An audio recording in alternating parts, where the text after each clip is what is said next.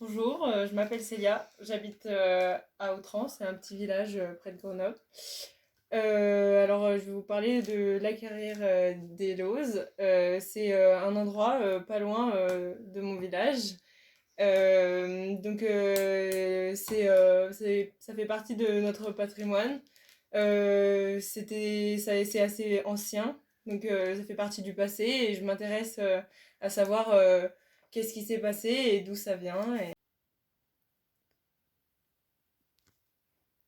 La carrière des Lozes, c'est ici. On peut y venir en vélo, à pied, en ski l'hiver. C'est une route forestière. On y passe très très souvent. Tout le monde, tous les gens d'Autran y passent assez souvent parce que c'est pas loin du village. Donc le village qui est ici, la carrière des Lozes ici. C'est très très proche du village. C'est un endroit plus utilisé. La forêt et il y a de la terre qui est en train d'arriver et qui cache malheureusement ce site qui est assez vieux. Il faut essayer de s'en souvenir et de comprendre avant qu'il disparaisse totalement.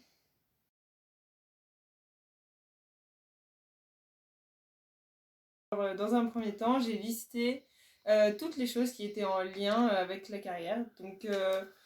La géologie, l'histoire, les activités humaines, la date de l'abandon du site, s'il y a des légendes, des autres traces liées à la carrière et des outils en lien qui servaient à la carrière. Je pense que j'en trouverai d'autres qui me viendront après. Voilà.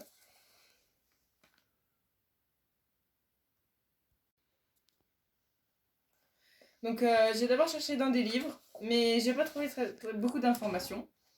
Je vais d'abord vous expliquer ce que c'est que la lose, tout de même, parce que c'est la carrière des loses, donc il y a un rapport. Donc la lose, c'est une pierre qu'on utilisait pour faire des grands bâtiments, donc c'est une pierre assez fine et assez longue, et donc c'est assez traditionnel de Autran et de plein d'autres villages.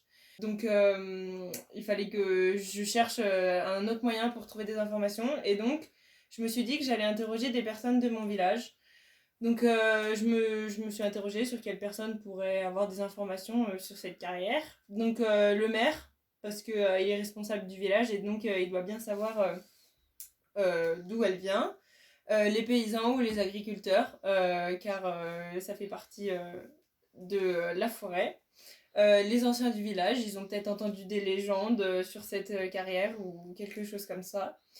Les responsables de la culture et du patrimoine, ils ont peut-être des informations, un architecte, étant donné que la Lose, c'est pour faire des maisons, ou un historien au parc du Vercors, étant donné que le parc du Vercors, c'est une zone euh, surveillée. Et voilà.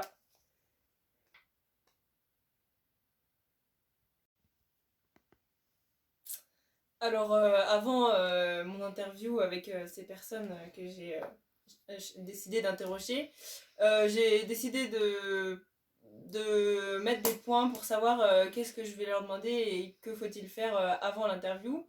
Je pense que je vais faire un petit texte d'introduction pour leur expliquer le sujet de la carrière des Lozes, qu'ils comprennent de quoi je leur parle. J'ai choisi de faire un enregistrement parce que déjà on peut réécouter plusieurs fois, on peut voir les émotions que les gens ils ont. Et puis écrire c'est trop rapide et on n'écoute pas forcément tout ce que la personne dit, donc c'est pas très pratique. Je me suis posé la question de comment j'organise mon interview. Il faut que je varie les questions selon les personnes interrogées parce que c'est pas les mêmes sujets qu'on peut interroger. S'ils me montrent des objets, qu'est-ce que j'en fais et comment je peux m'en servir. Voilà. Quelles sont les règles de respect que je dois m'imposer et pourquoi je fais tout ça. Je fais tout ça parce que je trouve que c'est intéressant que les jeunes ils sachent ce qui s'est passé avant et qu'ils comprennent ce qui s'est passé avant. Ce qui serait bien, c'est que sur ce site, il y a un panneau avec une petite explication pour les jeunes ou pour les gens qui viennent pas d'ici, qui comprennent l'histoire de cette carrière et ce serait intéressant que un panneau y soit mis. Voilà.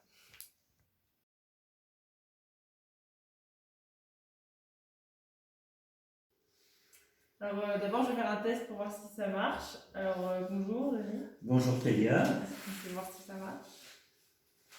Alors, il faut que j'écoute.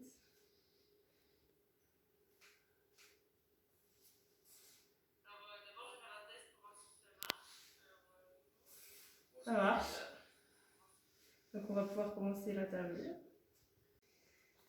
Alors, donc, ici nous avons Denis Chabert, habitant d'Autran, retraité.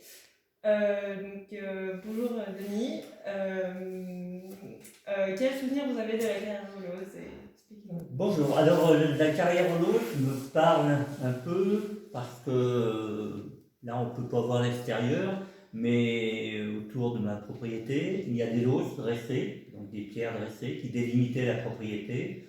Il y a une loge à cochons qui est recouverte par des dalles de lauze. Donc, comme je fais pas mal de randonnées, je connaissais la carrière et il se trouve que mon grand-père et mon arrière-grand-père ont travaillé un petit peu dans cette carrière, enfin surtout mon arrière-grand-père, qui était maçon, donc il travaillait à la taille de la nôtre et voilà, j'en ai entendu.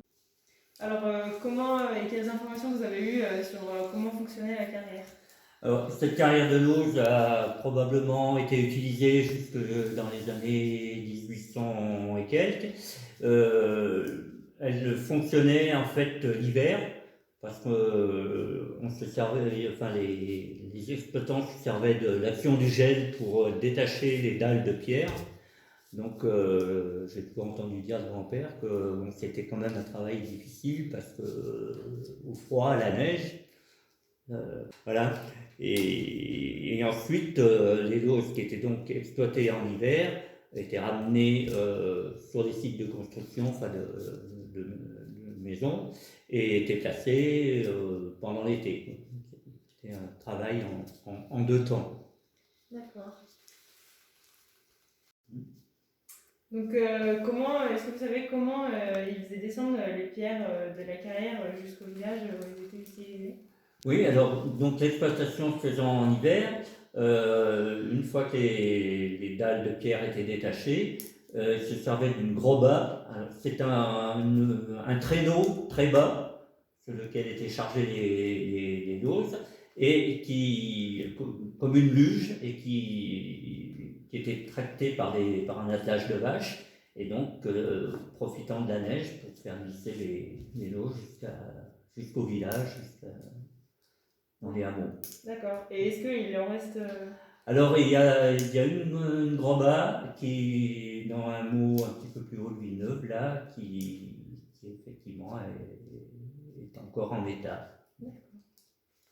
Dans ce petit document, là, on voit un petit peu le matériel utilisé et le front de taille et la façon dont il procédait pour extraire les lauses. D'accord. Si tu veux Je vais le prendre prendre en photo. Comme ça, je m'en souviendrai.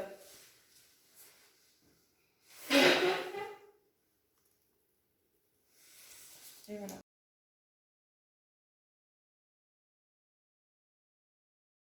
Selon vous, c'est important que ce lieu il soit rappelé. Et ça fait partie du patrimoine, hein. Je pense qu'il n'y a pas beaucoup de régions de France où la pierre avait cette utilité.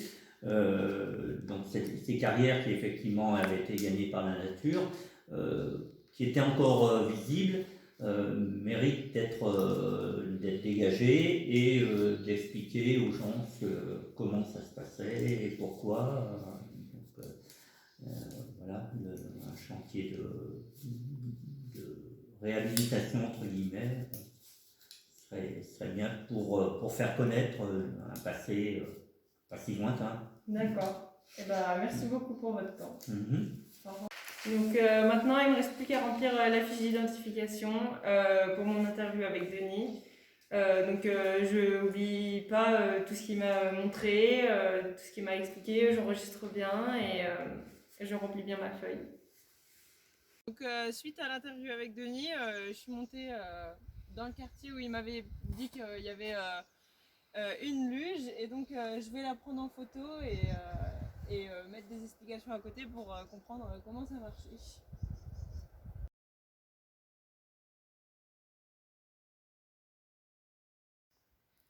Alors en fait, je me suis pas rendu compte, mais des lauses, il y en a de partout ici. Là, il y en a une grande lignée et en fait, on se rend compte qu'il y en a de partout dans le village. Donc c'est exceptionnel.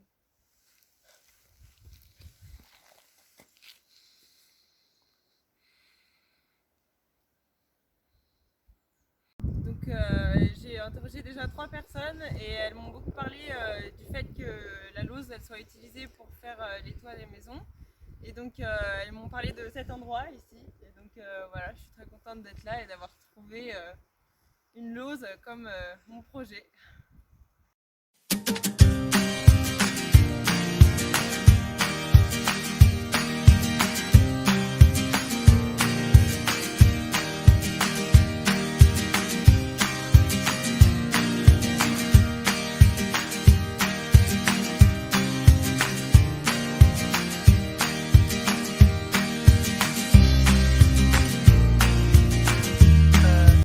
J'ai trouvé plein d'informations sur le fonctionnement de la carrière des lauses, sur où est-ce qu'on peut trouver des lauses et sur comment ça fonctionnait pour les déplacer et tout ça. Et j'ai trouvé plein d'endroits où on pouvait en trouver dans le village. Et donc je vais continuer à chercher encore et encore pour avoir encore plus d'informations. Mais